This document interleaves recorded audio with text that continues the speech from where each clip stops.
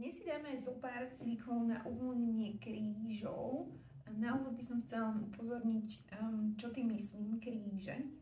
Zvyčajne, keď povieme, že boli nás kríže, tak si to chytíme tuto. Čím väčšinou myslíme driekovú časť chrbtice. A krížová oblasť, vyslovene tá časť chrbtice, ktorá sa volá krížová oblasť, je až pri napojení na pánvu v tej úplne spodnej časti, čiže dnešné cviky sú zamerané na driekovú chrbticu. Čiže to je to, čím zvyčajne, keď povieme, že bola nás kríže, tak tuto si chytíme, že v tej driekovej chrbtici. A tiež by som chcela poznamenať aj to, že keď máte bolesti chrbtice už nejako dlhodobo, je dôležité to konzultovať aj s lekárom, môže tam byť množstvo rôznych dôvodov. Čiže dnešné cviky budú zamerané na, povedzme to, zdravé telo, bez nejakých vážnych ťažkostí, ako sú vytečené platničky a podobne. A vo všeobecnosti je dôležité si dávať pozor na to, ako cvičíme, naozaj s ohľadom na techniku, aby sme si nespôsobili práve nejaké stúhnutosti a bolesti aj v tej driekovej oblasti. Takže môžeme ísť na to. Dneska budem potrebovať takúto overballku, malú loptičku, ktorá je na poli sfúčaná, že nie je úplne nafúčaná. Kľudne môže byť aj trošinku väčšia, to je taká z tých menších, kľudne môže byť väčšia, ale teda taká sfúčaná. Dobre, poďme na to. Začneme v dáhu na chrbáte. Loptičku si dávame pod pánovu, tak aby tá celá drieková chrbtica bola voľná, že tá je vo vzduchu. Tá tvorí taký akýsi mostík medzi tou pánvou, ktorá je na loptičke, a medzi tou hrudnou časťou, ktorá je na zemi. Pozor, aby ste si nespravili toto, aby sme tú pánvu nemali príliš ďaleko, pretože znova vznikne extenzia tej driekovej chrbtice a znova vznikne vlastne záťaž na tú driekovú chrbticu. Čiže práve naopak, snažíme sa byť v takom uvoľnení, decompression tej chrbtice, tým, že máme tú pánvu trošinku vyššie. A ideme práve že opačným smerom, že ideme do podsadenia a snažíme sa ako keby uvoľniť, natiahnuť tú driekovú chrbticu čo najviac cez prácu brucha, ktoré tuto stiahujeme. Chodidlá zapreté do položky na šírku bokov, možno trošku širšie pre stabilitu, že na výdych zatiahneme, na nádych vrátime späť nie až do vysadenia, vrátime len späť do takej šikminy, taký šikmý neutrál, ramena zatlačené do podložky, ruky tiež, znova na výdych, zatlačíme, nádych späť.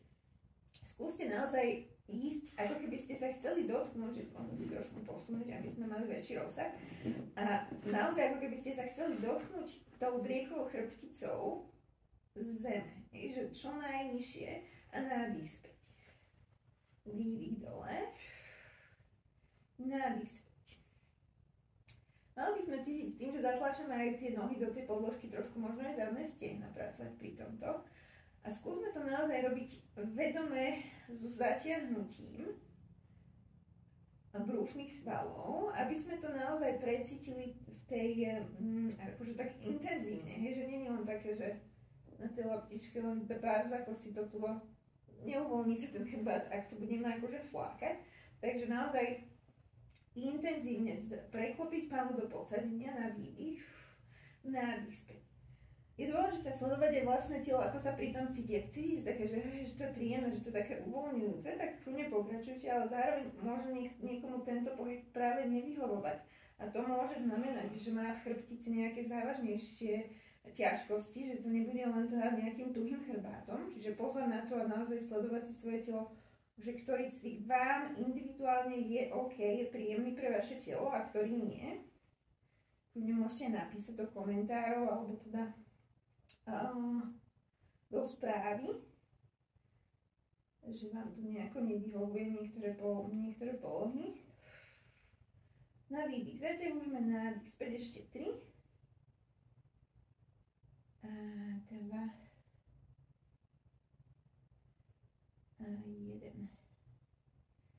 Tak, znova sa vrátime do takého neutrálu, tak aby sme cítili príjemné uvoľnenie tej chrbtice, že aby sme nevytvárali nejaký tlak na tú chrbticu, že keď si tú loptičku polohujte, aby vám to bolo fajn. A ideme trošičku pokrúžiť tou pánvu do všetkých strán, trošku pouvoľňovať aj tú pánvu v rámci tých bedrových klubov. Na jednu stranu pekne zhlboka dýchame. Kolena sa snažíme čo najviac stabilné. A teraz na druhú stranu. Stále teda pri tom podsadení zaťahovať brucho a precítiť tú prácu toho brucha, že to brucho si ťahá tú pánu pekne do podsadenia. Ešte 3. A 2. 1. Dobre, zastavíme sa v neutráli. Znova tak, aby ste necítili, že vás to nejako šmíka, hej, že aby sme cítili stabilitu na tej loptičke. A teraz vystrieme ľavú nohu smerom dopredu, takže sa nám vlastne otvorí bedrový kĺb, hej, že tie hip flexory sa pekne otvoria tým, že máme tú pánvu vyvýšenú. A druhú nohu si pritiahneme k hrudníku. Čo najďalej. Pozor znova, aby sa nevytvorilo toto, že sme v záklone, alebo teda v extenzii tej driekovej chrbtice teda prílišnej. Že aby sme to stále mali v tej šikmine, aby sme tam nevytvárali ešte väčší tlak na tú chrbticu driekovú, ako je. Teraz by sme ju mali mať takú, že nie napätú, hej? Že keď si takto nahmatáte, že nemali by sme to mať nejako extrémne napäté, že skôr ťahať tú pánu do toho podsadenia stále, že to brucho mať stále aktívne, čiže tuto ťaháme smerom týmto. Koleno si ťaháme rukami k hrudníku a tú druhú nohu ťaháme do opačnej strany na natiahnutie tých hip flexorov, uvoľnenie. Po dlhom sedení teda nielen tá drieková chrbtica môže byť napätá, ale práve aj tie hip flexory môžu byť stiahnuté. Tak, predýchame zhlboka.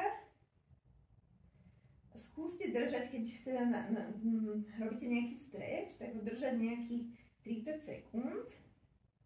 Bude si to buď na hodinkách hrať, teda alebo v duchu si to porátať, aby bol efektívny ten stretch, aby si tie jednotlivé svaly zvykli na to natiahnutie a aj tam zostali. V tom natiahnutí ešte jeden hlboký nádych. Tak, a na výdych pomaličky vystriedame. Najskôr teda položíme tú nohu na podložku a potom si pritiahneme druhú nohu k hrudníku. Znova pozor, aby sa nám tá pánva nevysadila, že trošku si ju tak ťahať cez to brucho do toho podsadenia a ani aby sme sa nevyklopili na tú loptičku na bok, čiže zostať na nej tak rovnomerne položený. Tak a ťahať tú pätičku smerom dopredu. Môžete kľudne aj túto ako keby pohýbať päta, špička, trošku rozpohybovať v podstate obidve. Kľudne.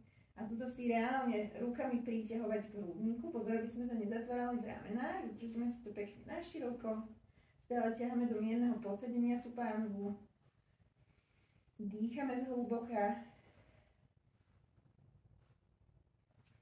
Pozor, aby sme si nezakláňali hlavu vzad. Pocit miernej dvojitej praty. Tak a ešte jeden hlboký nádych. Možno budete cítiť, že jedna strana je viac stuhnutá, druhá menej, výdych. Tak a uvoľníme na podložku, vyklepeme a to isté ešte raz s každou nohou, znova si kľudne porátajte 30 sekúnd.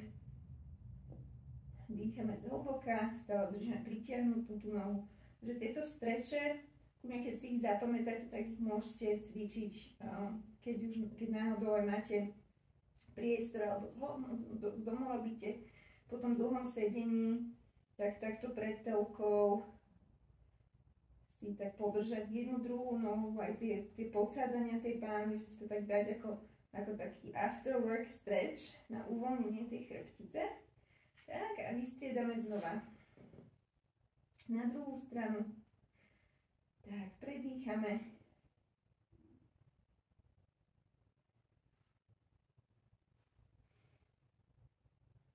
V rámci dnešných cvikov tam bude aj trošku posilnenia tej chrbtice, práve toho kóru. Je dôležité povedať, že stuhnuté alebo stiahnuté svaly neznamená, že sú silné. To je veľmi dôležitá poznámka, si myslím, že si ľudia myslia, že teraz tie hip flexory, že sú teda také, že ježiš, že stále sú stiahnuté v tom sedení, tak tieto nemôžeme teda posilovať. Práve naopak, že je dôležité mať aj silné tie svaly. To, že sú skrátené alebo teda stiahnuté, skrátené vôbec nemusí znamenať, že sú silné.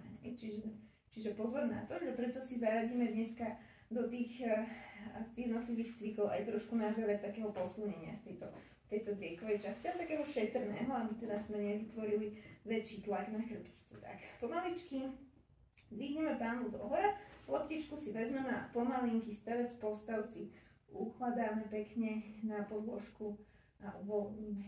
Takže už teraz by sme mali mať pocit takej trošku väčšej voľnosti v tej driekovej časti chrbtice.